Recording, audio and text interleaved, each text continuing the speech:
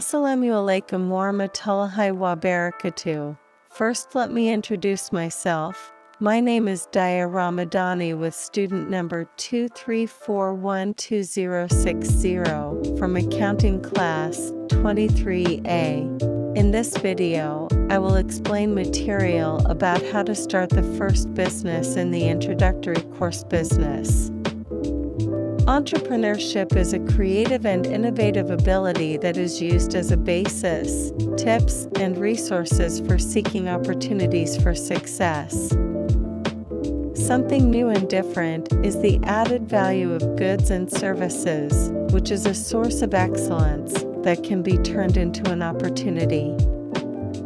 So, entrepreneurship is the ability to create added value in the market through the process of managing resources in new and different ways.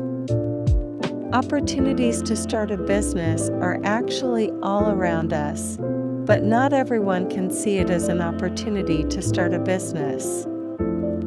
The word entrepreneurship comes from the words wira and business.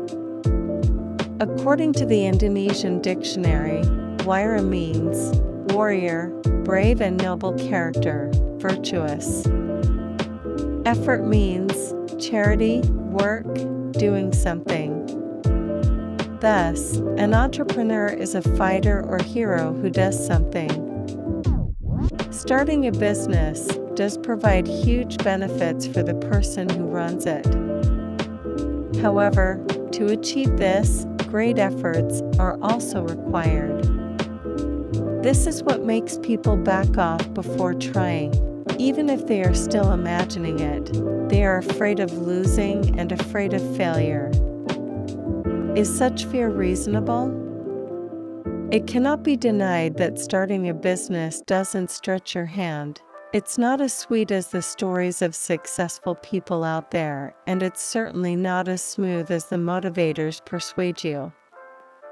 There are many risks that need to be considered, such as large capital, struggles that are not easy, results that are not stated, and so on. In fact, it should be noted that quite a few conglomerates start businesses from scratch, using small premises with minimal capital. 1. Self-evaluation. This first point is the most basic part that you must understand when deciding to become an entrepreneur. You need to ask yourself about your readiness and the goals you want to achieve. Examples of some questions that you can ask and use as evaluation material for yourself could be: what is the real reason for wanting to build a business? What skills do you have? How much money do you have to run a business? To the most important, are you ready to become an entrepreneur? 2. Determine a plan. When starting a business, you definitely need a thorough plan. Plans can consist of anything that will be done in starting a business. Determination of plans must be carried out in detail and according to capabilities. Doing everything necessary to start an online business will make the next steps easier. This plan can be prepared using a list of what is needed to start a business, such as capital, products, promotions that will be carried out, and strategies to attract customers. 3. Determine the product or service to be sold. Almost all types of goods or services can be offered. However, what you need to pay attention to is which one you are most interested in and can survive in the long term. Before starting a business, first determine what product or service you want to sell, namely by conducting market research. Additionally, think early on whether you want to produce your merchandise yourself or source from a large supplier. If you want to produce it yourself, pay attention to where the product is made.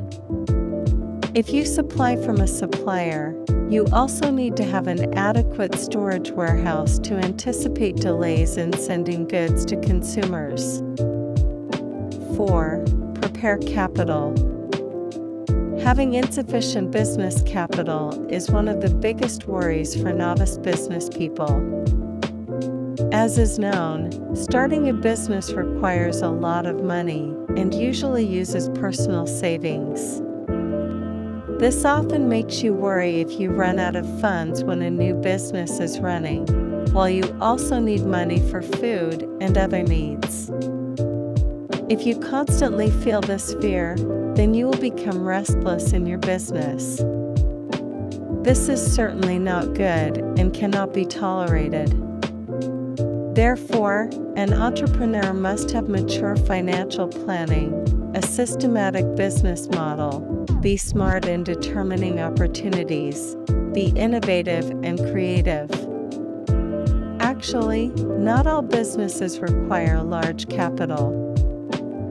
If you have difficulty preparing capital, you can start a small business at home or use free digital platforms such as social media to launch promotions. 5. Conduct market research. If you already have a goal of starting a business in what field, the important thing you should do is start market research. The research also not only identifies competitors, but also identifies parties who could become potential partners. One of the most important things, don't forget to study the conditions and characteristics of potential customers. 6. Seek and receive feedback. First, introduce the product or service you have to the people closest to you in the surrounding area. The goal is to get responses, assessments, and feedback from them. What most people sometimes forget is that you don't have to swallow all of your feedback or input raw. You still have to choose again which input you can apply and which is not appropriate. 7. Make your business official. The important part is that your business is getting ready to enter a more serious stage. To make your business legally registered, you need to do this to avoid things that you don't want.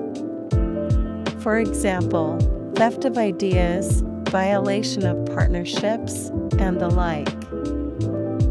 8. Design a financial and funding plan. You definitely want the business you build to be able to operate for the long term and continue to survive. To fulfill this goal, the main thing that must be fulfilled is definitely in terms of material. In opening a business, we need to expand connections and business scale by seeking funding from third parties. You don't have to be a large-scale funder like an investor. You can invite people around you to work together. For example, colleagues who have more experience building a business, and so on. 9. Form a professional team.